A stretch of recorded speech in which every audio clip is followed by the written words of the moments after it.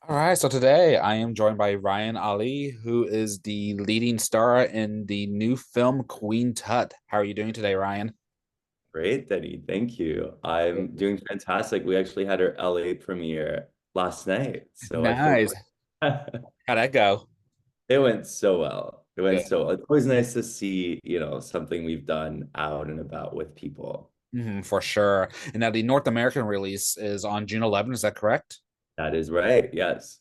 Yes. So this film follows your character, Egyptian teenager Nabil, who is confronting his mother's death by parachuting into the underground queer nightlife and taking up the ways of drag.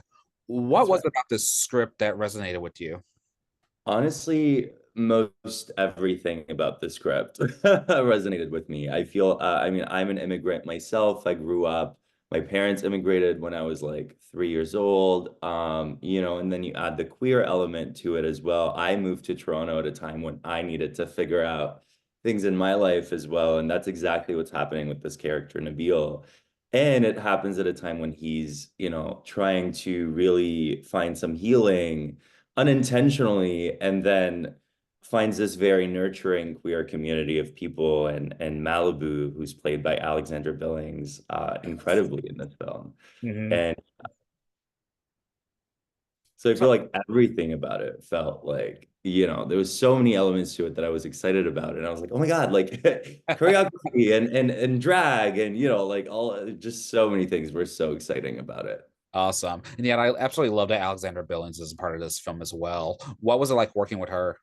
Oh my God, incredible. I mean, yesterday, again, part of the premiere was the first time we'd reunited since the Mhm. film, and we got to like chat and touch base about everything that was. And every time I think about it, I think of an incredible gift for someone at this level in my career. It's my first lead in a feature Yeah. film to be guided and nurtured by Alexandra Billings, who's had just even existing in this world has been such a monumental part of queer history, and has shared her gift through her art and through just being present in rooms and finding seats at tables, and Mhm. it was in the same way that her character was guiding my character. She was Yeah. guiding me through this process and had this sort of shield around me, which was incredible. That's so awesome. I love it.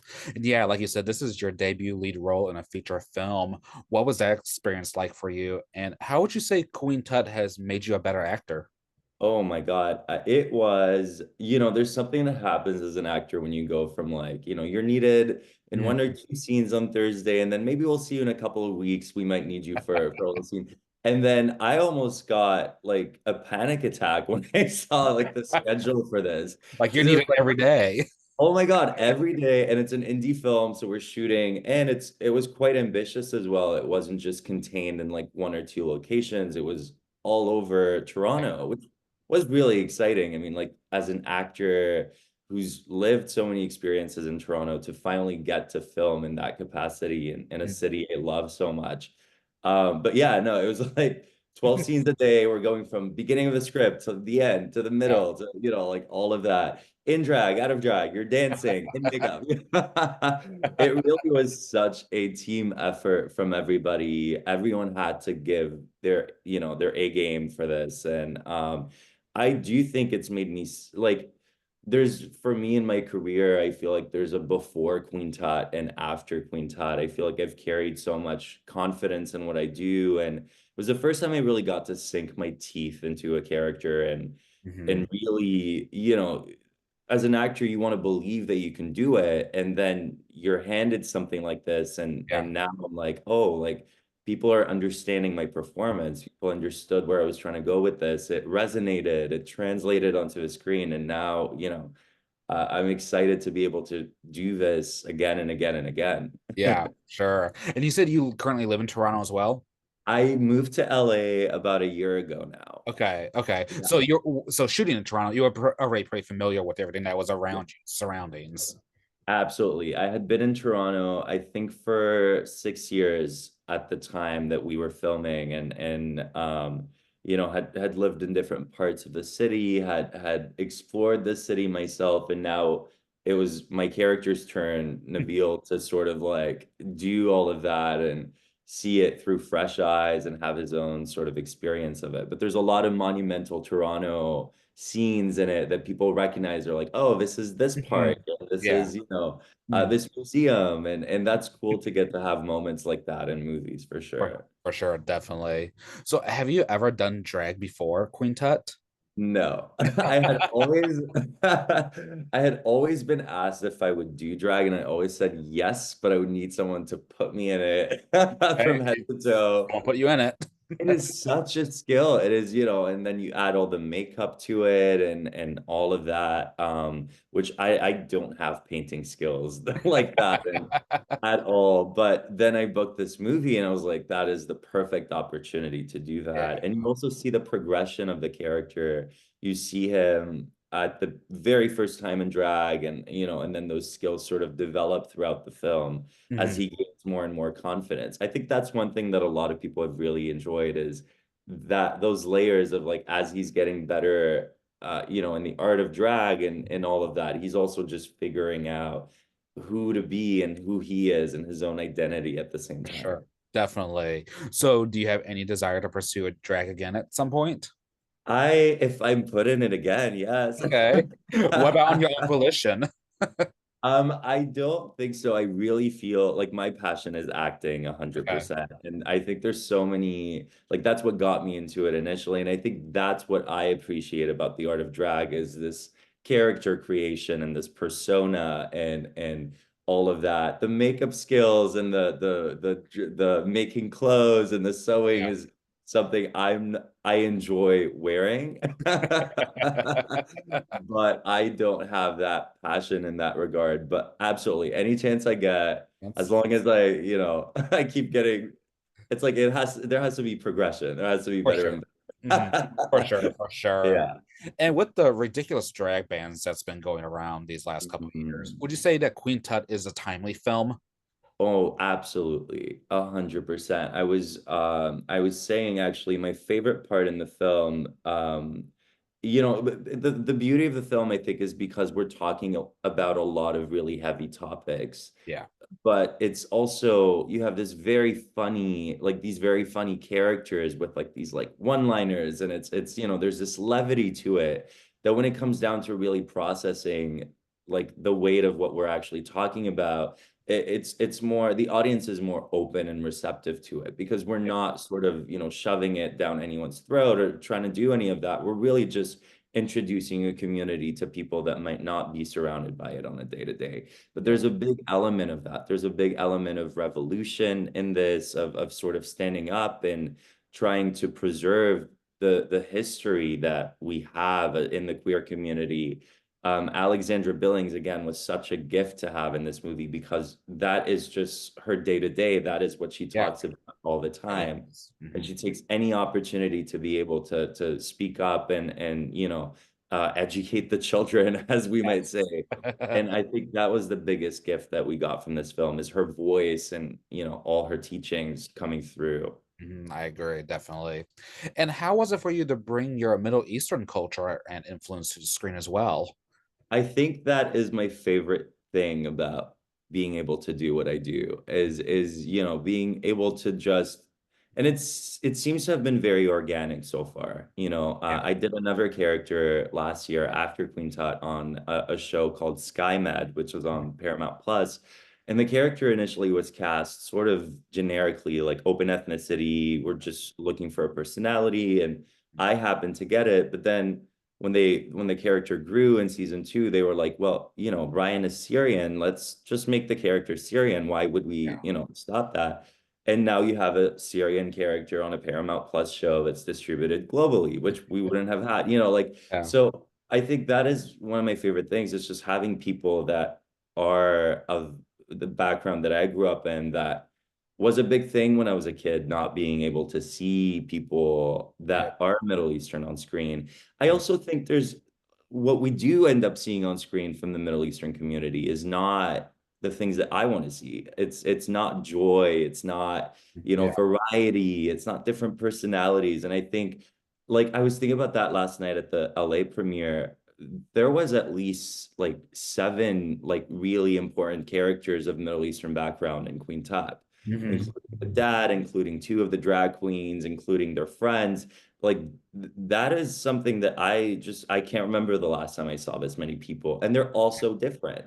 And Yeah, that is something I think is so important, and that's why I think it keeps me going and wanting to do more in this industry. for sure. And I mean, it must feel good to kind of know that you're also opening doors for other Middle Eastern creatives as well. Absolutely, 100%. I think that in a way, a big part of it is we're all first generation children, sort of like Yeah. looking for our place in society and all of that. And our parents are immigrants that have had to fight so many battles to be able to come here. And the fear is the first thing that comes to mind when they're thinking of their children going into the arts, because they're like, we Yeah. came all the way here. We want you to have a really, a good life, a secure, environment, all that kind of stuff. So I think the more that we see people doing this, like in the arts, pursuing things, like I know a lot of influencers now, like people on TikTok and of Middle Eastern background, and myself, I know a lot of actors and filmmakers. The more of us are out there and are doing these things and breaking new barriers, I Mhm. think it encourages more and more people to actually find a way for them to find a place for themselves in this industry as well. For sure, I agree. And Queen Tut held its world premiere at Reeling, the Chicago LGBTQ plus International Film Festival, and then went on to screen at Outshine LGBTQ plus Film Festival Miami, out on Film Atlanta. How has the audience reception been? It's been really, I've gotten to see it now twice with an audience, and it's I don't know if maybe I'm biased, but Maybe a little bit. maybe just a tad, I kind of have a part in this film, but A little minor role. but I feel like I'm actually genuinely happy with how reactive people have been to it, like audibly, like people have, which I haven't experienced in a movie theater in a while. I think I remember like having experiences like that in big like blockbusters, like Marvel movies and stuff Yeah, like that. But to have it in a movie like this, like our indie film that we were so proud of, and then people just like laughing and crying, but also like audibly going like, ooh, like, like just yeah. like really reactive, like, and consistently throughout the movie. I think that has been my favorite thing about being able to experience it in person with other people. And I think people understood what we were trying to do with it. And Yeah. they understood the importance and, like you said, the timeliness of this film as well. Yeah, definitely. And it's being released during Pride Month as well, and that's another big factor. So let me ask you, what does Pride mean to you? Oh my God. I mean, honestly, I live right at the intersection of the importance of where we are today, but also the importance of remembering why this is here in the first place, why we Yeah, have a Pride Month. And I think there's room for both. And I think that's one of the things that I think I'll forever remember from Alexandra Billings and working with her and having her in my life is she does it in a way when she's like sharing knowledge or reminding us of the fights and the battles and the generations that came before us. She does it in a way that doesn't take away from where we are today, doesn't take away from the partying and the celebrating and all of that, but just the reminder, just reminder. the reminder and to not take it for granted either, Yeah. that we Mhm. are, we are at a time where there are still bans happening. There are still Yeah. people trying to change the narrative of why we're here and what drag is and all that kind of stuff. So I think that is what Pride Month is really for me. Yeah. That's awesome. I love it. Have you always had a passion for acting? Yes. Absolutely. And So I how think did you that's why, yeah, I think that's why at this point in my career, um, I find so much joy being able to do it is because I wanted to do it for so long and I couldn't, and I had a lot of obstacles, and I moved back to Syria for a while, and then I studied engineering and so many different Wow, so from many different engineering to acting, that's kind of a big switch there. Massive. Yeah, massive. I did 2.5 years in engineering. And Wow. the first time I remember having to choose between the two was my first gig ever as a professional actor and a final exam that I had. And and I went to set, and I was like, no regrets. No I'll just, regrets, no regrets. And look um, at this film. exactly. And I think that's why now I'm so, anytime you see me talking about anything that I'm doing, I have so much passion and joy Yeah, surrounding it. Yeah. that's awesome. So, what are some future goals you hope to accomplish with your career and platform? I really have so much.